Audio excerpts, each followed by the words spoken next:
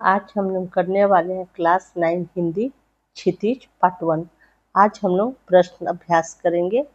Chapter Lhasa की ओर का प्रश्न और अभ्यास करने वाले हैं। तो शुरू करते हैं। Question number 1। थोंगला के पहले के आखिरी गांव पहुंचने पर भिखमंगे के वेश में होने के बावजूद लेखक को ठहरने के लिए उचित स्थान मिला, जबकि दूसरी यात्रा के समय भद्र वेश भी उन्हें उचित स्थान नहीं दिला सका। क्यों? इसका आंसर है, लेखक लहासा की यात्रा करते समय भिखमंगे के भेष में था। उसे सुमति की जान पहचान के कारण लेखक को ठहरने के लिए उचित स्थान मिला। इसका कारण था कि संबंधों का महत्व।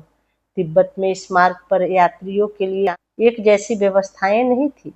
बिना जान पहचान के यात्री को भटकना पड़ता था। तिब्बत के लोग शाम के वक्त छंग पीकर मस्त हो जाते थे। इस वजह से वो लोग यात्रियों का ध्यान नहीं रख पाते थे। Question number 2। उस समय के तिब्बत में हथियार का कानून न रहने के कारण यात्रियों को किस प्रकार का भय बना रहता था? इसका आंसर होगा, सन 1929-30 के तिब्बत में हथियार रखने से संबंधित कोई कानून नहीं था। इस कारण तिब्बत के लोग खुले आम पिस्तौल, बंदूक आदि रखते थे। वहां ऐसे अनेक स्थान थे जहां पुलिस का प्रबंध न था, न कोई खुफिया विभाग। वहां डाकू किसी को भी आसानी से मार सकते थे। इसलिए यात्रियों का हत्या और लूटपाट का भय बना रहता था। Question number 3। लेखक लंगकोर के मार्ग में अपने साथियों से किस कारण पिछड़ गया? इसका आंसर होगा, लेखक लंगकोर के मार्ग में अपने साथियों से 2 कारणों से बिछड़ गए। नंबर 1 क्या है? घोड़ा बहुत ही सुस्त और आलसी था। नंबर 2, वह रास्ता भटक कर 1-1.5 मील गलत रास्ते पर चला गया। वहां से उसे वापस लौटना पड़ा। Question number 4। लेखक ने शेखर विहार में सुमति को उनके यजमानों के पास जाने से रोका, परंतु दूसरी बार रोकने का प्रयास क्यों नहीं किया? आंसर है, लेखक ने शेखर विहार में सुमति को उनके यजमानों के पास जाने से इसलिए रोका ताकि वहां जाकर अधिक समय न लगाए। इस वजह से लेखक को 1 सप्ताह तक उसकी प्रतीक्षा करनी पड़ी। दूसरी बार का प्रयास लेखक नहीं किए क्योंकि उन्हें वहां के मंदिर में रखी अनेक हस्तलिखित मूल्यवान पुस्तकें मिल गई थी। वह एकांत में उनका अध्ययन करना चाहते थे। इसलिए लेखक ने सुमति को यजमानों के पास जाने के लिए आज्ञा दे दी। Question number 5। अपनी यात्रा के दौरान लेखक को किन कठिनाइयों का सामना करना पड़ा? आंसर है, तिब्बत यात्रा के दौरान लेखक को विभिन्न कठिनाइयों का सामना करना पड़ा। तिब्बत के पहाड़ों पर लूटपाट और हत्या का भय बना रहता था। डाकुओं से सुरक्षित रहने के लिए लेखक ने भिखमंगे का वेश बनाया। एक बार वह रास्ता भी भटक गए। तेज धूप के कारण उन्हें परेशान भी होना पड़ा। Question number 6। प्रस्तुत यात्रा वृत्तांत के आधार पर बताइए कि उस समय का तिब्बती समाज कैसा था? आंसर होगा, तिब्बत के लोग जात पाति का भेदभाव नहीं मानते, नहीं छुआछूत में विश्वास रखते थे। वहां की स्त्रियां पर्दा नहीं करती थी, न किसी अपरिचित से भयभीत होती थी। लोग अपनी सुरक्षा के लिए बंदूक और पिस्तौल अपने पास रखते हैं। यहाँ सुरक्षा के लिए पुलिस भी नहीं है। तिब्बत की सारी जमीन छोटी बड़ी जागीरों में बटी है। अधिकतर जागीरें विभिन्न मठ के अधीन है। जागीरों के मालिक खेती का प्रबंध स्वयं करवाते हैं। सारे प्रबंध की देखभाल कोई भिक्षु करता है। वह भिक्षु जागीर के लोगों में राजा के समान सम्मान पाता है। वहां निम्न श्रेणी के भिखमंगों को घर में घुसने नहीं दिया जाता। कोई भी व्यक्ति अपनी झोली में से चाय पत्ती देकर घर की महिलाओं से चाय बनवा सकता है। सास बहू कोई भी इसका बुरा नहीं मानती। Question number 7। मैं अब पुस्तकों के भीतर था। नीचे दिए गए विकल्पों में से कौन सा इस वाक्य का अर्थ बतलाता है? क क्या है? लेखक पुस्तक पढ़ने में रम गया। ख क्या है? लेखक पुस्तकों की शेल्फ के भीतर चला गया। ग क्या है? लेखक के चारों ओर पुस्तकें ही थी। घ क्या है? पुस्तक में लेखक का परिचय और चित्र छपा था। तो इसका क्या आंसर होगा? लेखक पुस्तकें पढ़ने में रम गया। इसका आंसर क होगा। रचना और अभिव्यक्ति। Question number 8। सुमति के यजमान और अन्य परिचित लोग लगभग हर गांव में मिले। इस आधार पर आप सुमति के व्यक्तित्व की किन विशेषताओं का चित्रण कर सकते हैं? आंसर होगा, सुमति धर्मगुरु के रूप में सम्मानित है। उनके यजमान तिब्बत के अनेक गांवों तक फैले हुए हैं। सभी यजमान सुमति के आने पर उन्हें आदर देते हैं। सुमति उन्हें बौद्ध धर्म के प्रतीक के रूप में एक गंडा प्रदान करता है। लोग गंडे को पाकर धन्य महसूस करते हैं। सुमति स्वभाव से थोड़ा उग्र भी था। लेखक के राह भटक जाने पर सुमति क्रोध में आ गया। दूसरी तरफ यह भी लगता है कि सुमति स्वभाव से मिलनसार और स्नेही रहा होगा, तभी उसे उचित आदर मिलता था। Question number 9। हालांकि उस वक्त मेरा भेष ऐसा नहीं था कि उन्हें कुछ ख्याल भी करना चाहिए था। उक्त कथन के अनुसार हमारे आचार व्यवहार के तरीके वेशभूषा के आधार पर तय होते हैं। आपकी समस्या उचित है अथवा अनुचित, विचार व्यक्त करें। इसका आंसर होगा, यह सही बात है कि हमारे आचार व्यवहार के तरीके वेशभूषा के आधार पर तय होते हैं। हम अच्छा और साफ सुथरा कपड़ा पहनते तो लोग हमें अपनाते हैं और गंदा देखकर धुतकारते हैं। लेखक भिक्षुकों के भेष में थे, इसलिए उससे यह उम्मीद नहीं था कि शेखर विहार के भिक्षुक उसे सम्मान पूर्वक अपनाएगा। और दूसरा क्या है, मेरा विचार यह भी है कि वेशभूषा देखकर किसी को जज भी नहीं करना चाहिए। जज करना सही नहीं है। अनेक साधु संत भिक्षु साधारण वस्त्र पहनते हैं, किंतु वे उच्च चरित्र के होते हैं। पहला प्रभाव किसी व्यक्ति की वेशभूषा से ही पता चलता है। उसी के आधार पर सही गलत का पहचान करते हैं। Question number 10। यात्रा वृत्तांत के आधार पर तिब्बत की भौगोलिक स्थिति का शब्द चित्र प्रस्तुत करें। वहां की स्थिति आपके राज्य शहर से किस प्रकार भिन्न है? इसका आंसर होगा, तिब्बती पहाड़ समुद्र तल से 17-18 हजार फीट की ऊंचाई पर है। वहां के पहाड़ बिल्कुल नंगे थे, न तो उन पर बर्फ की सफेदी थी न हरियाली। उत्तर की तरफ नंगी पहाड़ियां थी। सर्वोच्च स्थान पर डंडे के 2 देवता का स्थान था। यहाँ मीलों मील कोई आबादी नहीं थी, दूर तक कोई आदमी भी नहीं दिख पड़ता। पहाड़ों के अंतिम सिरे और नदियों के मोड़ पर खतरनाक सुने प्रदेश बसे हुए हैं। मंदिर को पत्थरों के ढेर मंदिर जो था वहाँ के देवता जो थे सो पत्थरों के ढेर, जानवरों के सींगे और रंग बिरंगे कपड़ों की झांकियों से सजाया गया था।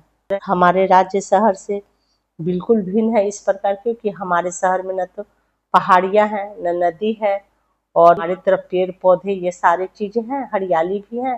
लेकिन वहां पर जो है सो हरियाली भी नहीं है। पहाड़ है, उस पर बर्फ भी नहीं है।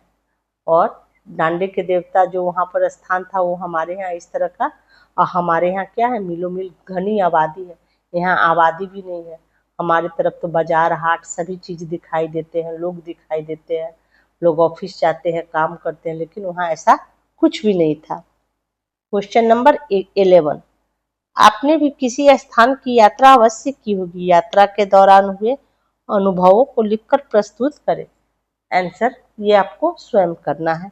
आपने कहीं यात्रा की होगी तो उसका अनुभव जो आप महसूस किए हैं ये आपको लिखना है, तो ये आप स्वयं करें। Question number 12।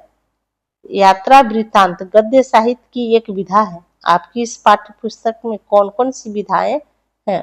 प्रस्तुत विधा उनसे किन मायनों में अलग है? तो क्या है, इस पाठ्य पुस्तक में निम्नलिखित पाठ तथा विधाएं, 2 बैलों की कथा कहानी है। इसमें क्या दिखाया जा रहा है? स्वतंत्रता के लिए लहासा की ओर यात्रा वृत्तांत है। उपभोक्तावाद की संस्कृति एक निबंध है।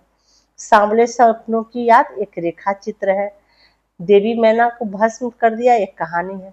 प्रेमचंद के फटे जूते ये व्यंग है।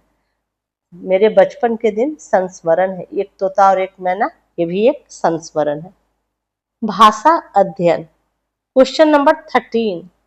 किसी भी बात को अनेक प्रकार से कहा जा सकता है, जैसे सुबह होने से पहले हम गांव में थे, मतलब गांव में हम थे सुबह होने से पहले। तो इस बात को और कैसे कहा जा सकता है? तो पौ फटने वाली थी कि हम गांव में थे, मतलब पौ फटने का मतलब क्या होता है? सुबह होना, जब तक अभी धूप नहीं निकला है तब तक वो गांव। और इस बात को और ऐसे इस तरीके से भी कहा जा सकता है, तारों की छांव रहते रहते हम गांव पहुंच गए। मतलब तारों का मतलब छांव, कहने का क्या मतलब, तारा भी लुप्त ही होने वाला था तब तक वो गांव पहुंचे, मतलब गांव में ही थे। नीचे दिए गए वाक्यों को अलग अलग तरीके से लिखिए। ये कैसे इसे लिखना है? जान नहीं पड़ता था कि घोड़ा आगे जा रहा है या पीछे। इसे भी हमको अलग अलग तरीके से लिखना है, लेकिन उसका मीनिंग वैसा ही निकलना चाहिए, ठीक है। तो ऐसे हम लिख सकते हैं, पता नहीं चल पा रहा है, इसमें है ना जान नहीं पड़ता था कि घोड़ा आगे जा रहा है या पीछे, तो हम इसको ऐसे लिख सकते हैं, पता नहीं चल पा रहा है कि घोड़ा आगे जा रहा है या पीछे। दूसरा इस तरह से भी लिख सकते हैं, समझ में नहीं आ रहा है कि ये घोड़ा आगे जा रहा है या पीछे। तीसरा ऐसे भी लिख सकते हैं, ऐसा लगता है कि घोड़ा कभी आगे जा रहा है और कभी पीछे। क्वेश्चन नंबर 14, ऐसे शब्द जो किसी अंचल यानी क्षेत्र विशेष में प्रयुक्त होते हैं उन्हें आंचलिक शब्द कहा जाता है। प्रस्तुत पाठ से आंचलिक शब्द ढूंढ कर लिखिए। आंचलिक क्या, ग्रामीण क्षेत्र में जिस भाषा का प्रयोग किया जाता है गांव घर में, तो उसे आंचलिक बोलते हैं। तो गांव घर में मतलब आंचलिक शब्द हमें ढूंढ कर लिखना है इस चैप्टर से। तो क्या होगा, डांडा, कुची कुची, गंडा, भड़िया, कनुज्जर, थुक्पा, चौड़ी, गिराव, राहदारी, चूड़ी, चूड़ी, कंडे, खोटी, ये सब क्या है, आंचलिक शब्द है। क्वेश्चन नंबर 15, पाठ में कागज, अक्षर, मैदान के आगे क्रमशः मोटे, अच्छे और विशाल शब्दों का प्रयोग हुआ है। इन शब्दों से उनकी विशेषता उभर कर आती है। पाठ में से कुछ ऐसे ही और शब्द छाटिए जो किसी की विशेषता बता रहे हो। विशेषता मतलब विशेषण को बोलते हैं, जो सर्व संज्ञा या सर्वनाम की विशेषता बताता हो उसे विशेषण कहते हैं। तो चैप्टर में से हमें ऐसा शब्द चुनकर लिखना है। तो क्या होगा, रंग बिरंगी, इससे किसी का विशेषता ही पता चल रहा है ना कि रंग बिरंगी। गर्मा गर्म, विशाल मतलब बड़ा, किसी के बारे में बताना कि वो बहुत बड़ा है तो इसे विशाल भी बोल सकते हैं। अच्छी मतलब कोई चीज अच्छा होगा, सुंदर होगा, तो ये भी एक विशेषण है। गरीब, किसी के बारे में बताना कि वो गरीब है, ठीक है। टोटीदार, निर्जन, श्वेत, नंगे, पतली पतली चिड़ी बत्तियां, हजारों, ये सब क्या है, चैप्टर में से लिया गया विशेषण है। 78 सक्रियता, नंबर 1 यह देखते हैं क्या, यह यात्रा राहुल जी ने 1930 में की थी, लेखक के बारे में बताया जा रहा है। आज के समय यदि तिब्बत की यात्रा की जाए तो राहुल जी की यात्रा से कैसे भिन्न होगी।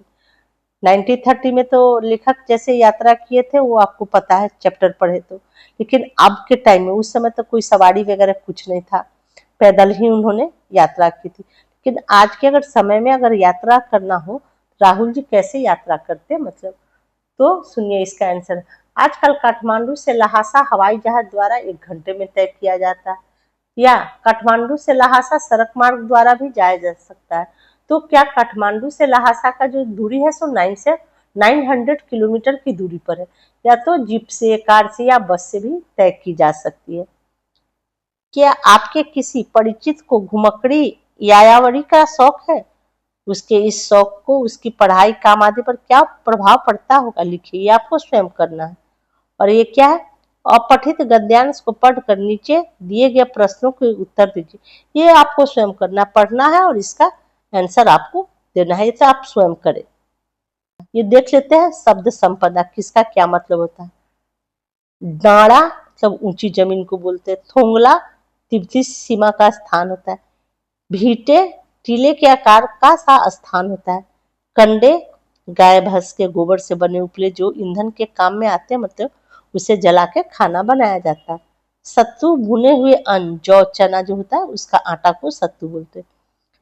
थुक्पा सत्तू या चावल के साथ मूली, हड्डी और मांस के साथ पतली लेई की तरह पकाया गया खाद्य पदार्थ को बोलते हैं। गंडा मंत्र पढ़कर गांठ लगाया हुआ धागा या कपड़ा। चिड़ी फाड़ी हुई मतलब 2 टुकड़ा में किया जाना, चिड़ी फाड़ी हुई मतलब उसको अलग कर देना। भड़िया भारवाहक जो सामान उठा के चलता है उसे भड़िया बोलते। सुमति लेखक को यात्रा के दौरान मिला मंगोल भिक्षु जिसका नाम लोबजग शेख था, इसका अर्थ है सुमति प्रज्ञ, अतः सुविधा के लिए लेखक ने उसे सुमति नाम से पुकारा है। दोनों चीटे येनम गांव के पास पुल से नदी पार करने के लिए जोंगपोन मजिस्ट्रेट के हाथ की लिखी लमयिक राहदारी जो लेखक ने अपने मंगोल दोस्त के माध्यम से प्राप्त की। को कस्तु स्पेनिश उपन्यासकार सार्वेतेज 17वीं शताब्दी के उपन्यास डॉन क्यूकजोट का नायक जो घोड़े पर चलता था। इस प्रकार ये चैप्टर का प्रश्न अभ्यास यहीं पर समाप्त होता है। लेकिन बार बार जो एग्जाम में कुछ प्रश्न पूछे जाते हैं उसे आप ध्यान से सुनिए, आपको स्वयं करना है। कुछ महत्वपूर्ण प्रश्न पर क्वेश्चन नंबर 1 क्या है, लंगकोर में लेखक कहाँ ठहरा और क्यों। नंबर 2 क्या है, लहासा की ओर पाठ के आधार पर स्पष्ट कीजिए कि निर्जन स्थलों पर खून की सजा होना क्यों कठिन है। क्वेश्चन नंबर 3 क्या है, तिब्बत में जमीन की क्या स्थिति है। क्वेश्चन नंबर 4 क्या है, शेखर विहार के मंदिर में रखे बौद्ध ग्रंथों का परिचय दीजिए। क्वेश्चन नंबर 5 क्या है, लेखक को भिखमंगे का वेश बनाकर यात्रा क्यों करनी पड़ी। क्वेश्चन नंबर 6 क्या है, भारत की तुलना में तिब्बती महिलाओं की सामाजिक स्थिति के बारे में बताएं। इस प्रकार इस चैप्टर का प्रश्न अभ्यास यहीं पर समाप्त होता है। हैंड रिटन नोट्स का लिंक वीडियो के डिस्क्रिप्शन में डाल दिया जाएगा, पढ़ने के लिए आप उसका उपयोग कर सकते हैं।